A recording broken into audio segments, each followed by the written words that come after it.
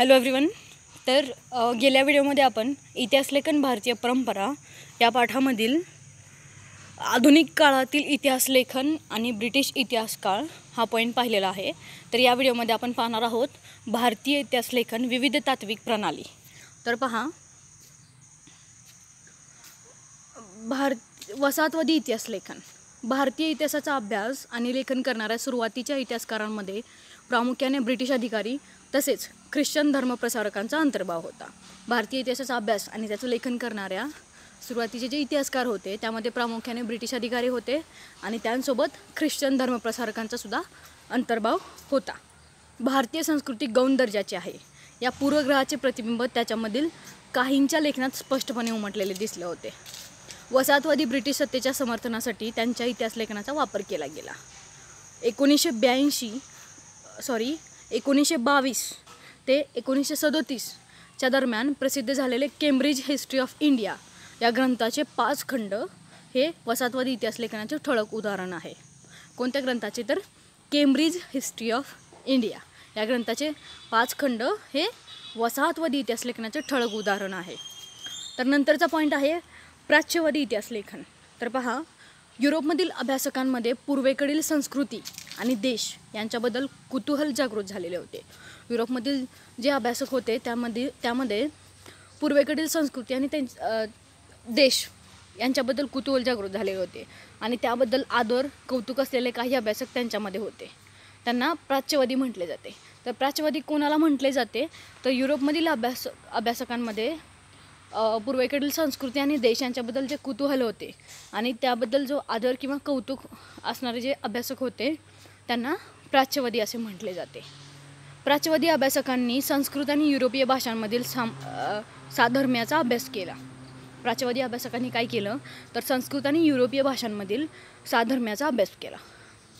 वैदिक वाङ्मय आणि संस्कृत साहित्याचा अभ्यास करण्यावर प्राच्यवादी विद्वानांचा भर होता. प्राच्यवादी विद्वानांचा कशावर भर होता? तर वैदिक वाङ्मय आणि संस्कृत साहित्याचा अभ्यास यावर प्राच्यवादी विद्वानांचा भर होता. त्यातून या भाषांची जननी असणारी एक प्राचीन इंडो युरोपीय भाषा होती अशी कल्पना मांडली गेली. त्यातून काय मांडलं गेलं? तर त्यातून या भाषांची जननी असणारी एक प्राचीन इंडो युरोपीय भाषा होती अशी कल्पना मांडली गेली. इसवी सन 1784 सर विल्यम जोन्स यांनी कोलकाता येथे एशियाटिक सोसायटीची स्थापना केली. काय आहे पहा, इसवी सन 1784 सर विल्यम जोन्स यांनी कोलकाता येथे एशियाटिक सोसायटीची स्थापना केली. विल्यम जोन्स त्याद्वारे प्राचीन भारतीय वाङ्मय आणि इतिहास यांच्या अभ्यासास चालना मिळाली. प्राच्यवादी अभ्यासकांमध्ये फ्रेडरिक मॅक्स म्युलर या जर्मन अभ्यासकाचा प्रामुख्याने उल्लेख करायला हवा. प्राच्यवादी अभ्यासकांमध्ये एक अभ्यासकांचा उल्लेख केला गेलेला आहे जर्मन अभ्यासकाचा. त्यांचं नाव आहे फ्रेडरिक मॅक्स म्युलर. त्याच्या दृष्टीने संस्कृत भाषा ही इंडो युरोपीय भाषा गटातील अतिप्राचीन शाखा होती. तर फ्रेडरिक यांच्या मते संस्कृत भाषा ही इंडो युरोपीय भाषा गटातील अतिप्राचीन शाखा होती. संस्कृत साहित्यात त्याला विशेष रस होता. त्याने हितोपदेश या संस्कृत ग्रंथाचा जर्मन भाषेत अनुवाद केलेला आहे. तर हितोपदेश या संस्कृत ग्रंथाचा जर्मन भाषेत अनुवाद कोणी केला? तर फ्रेडरिक मॅक्स म्युलर यांनी केला.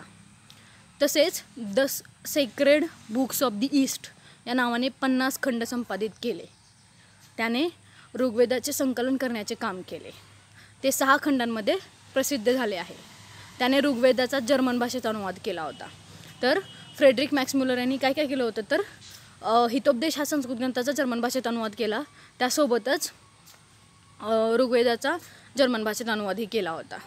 अलीकडच्या काळात प्राच्य विद्यावंतांच्या लेखनामागील छुपे साम्राज्यवादी हितसंबंध प्रकाशात आणण्याचे काम एडवर्ड सैद या विद्वानाने केले. तर एडवर्ड सैद या विद्वानाने काय केलेलं आहे? तर अलीकडच्या काळात प्राच्य विद्यावंतांच्या लेखनामागील छुपे साम्राज्यवादी हितसंबंध ते प्रकाशात आणण्याचं काम एडवर्ड सैद या विद्वानांनी केलेलं आहे. तर या व्हिडिओमध्ये आपण पाहिलेलं आहे भारतीय इतिहासलेखन विविध तात्विक प्रणाली. त्यामधील पहिले 2 पॉईंट वसाहतवादी इतिहासलेखन प्राच्यवादी इतिहास लेखन हे 2 पॉईंट आपण पाहिलेले आहेत. तर पुढच्या व्हिडिओमध्ये आपण पाहणार आहोत राष्ट्रवादी इतिहास लेखन. थँक्यू.